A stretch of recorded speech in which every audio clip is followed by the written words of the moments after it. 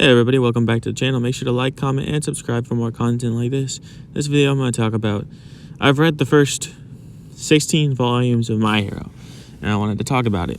I'm not gonna go into depth on every single volume. I'm just going to give my overall thoughts and my opinions and how it differs from the anime, because I am on season 6 in the anime. So I'd say the first volume, like all the stuff that happens in the first volume, which is, Deku gets his powers. He gets into UA, all that stuff. I think that's much better in the anime. I think the first 8 volumes are significantly better in the anime. Like the UA tournament arc, I think is consistent. I think the visuals really help in the anime, and it's easier to understand in the anime than it is in the manga. Not saying the manga's bad. I really enjoy the manga up to that point. It's the team up thing, I'm pretty sure, where Uraraka and Deku beat them. I think that's pretty much. I would rather watch it, but I'm also a visual guy. I like seeing stuff, and it's easier to see it on the anime. I think where the manga really shines is where they go into the forest and Deku gets captured right around there, which is about 8 volumes in. I think the manga is really good, and it picks up so much from there. I think the anime starts out really good at the sports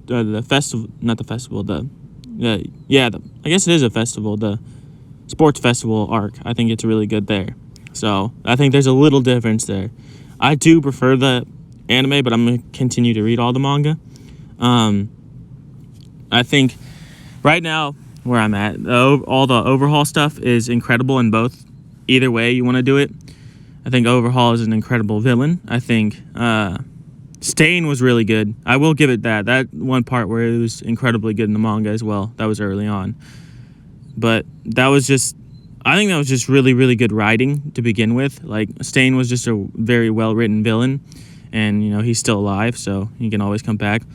And All for One, or One for All, the villain guy, he was pretty interesting in the manga. I always get his name confused because they're the same fucking thing. Everything was drawn really well. I will give him that. His drawings are incredibly deep. He can go really into depth with his, with just black and white. And it's a very interesting concept. He goes so detailed on this. And, I really, really, really, really, when it was dark, I could still tell what was going on in, the forest arc. And there's an obvious reason why this manga continues. He's a very good storyteller. I think he's misstepped a few times. Why does Deku, never wear his, mask thing? Especially when he's out, patrolling. He, never wears it ever, which makes no sense to me. Why wouldn't you wear your, mask to cover your face? Do you want the villains to see you?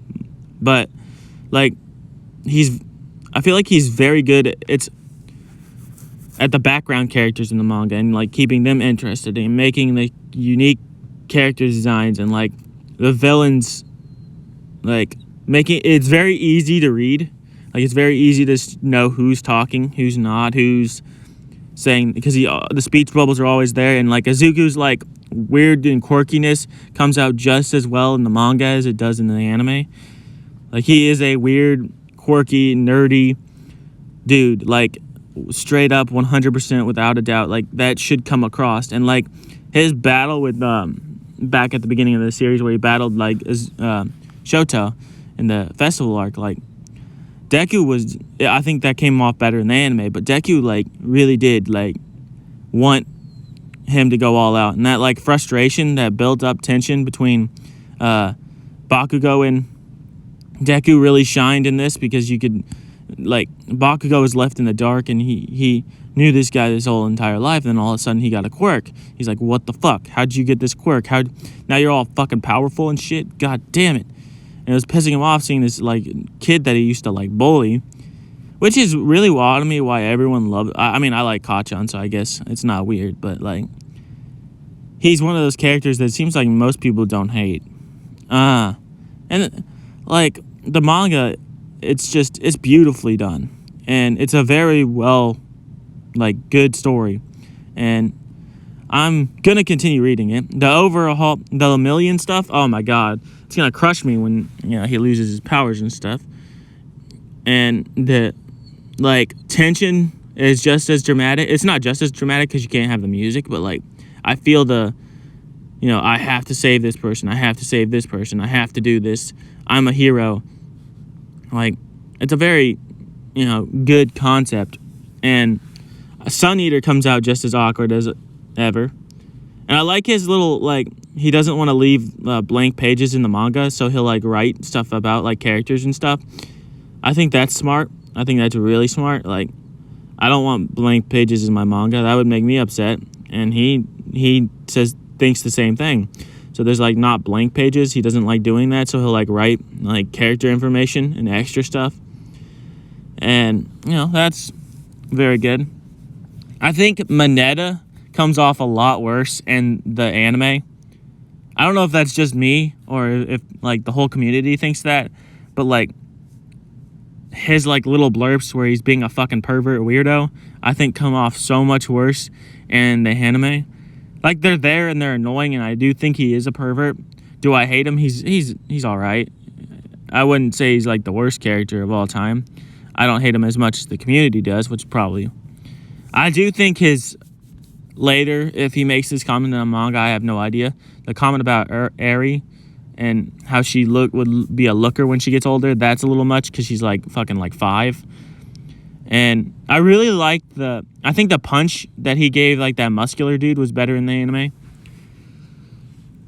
I do think so far, I do think that All Might versus All For One was better in the manga, which is weird because I usually think that, but I think it was longer in the manga. It felt like it was longer in the manga than it was in the anime. In the anime, it felt like it was, like, one episode. And it's like, man, this should really be a multi-episode fight. Like, this is the big bad. This is what, like, this is the peak of villains in your series. Like, this is that guy. Like, and he's only going to last, like, a couple chapters. Like, I don't know. That's what I've always thought about that fight, is that it should have lasted way longer. But I guess they were both weakened, like, dramatically. Because, you know, the last fight, like, basically hospitalized one of them. And, well, hospitalized both of them.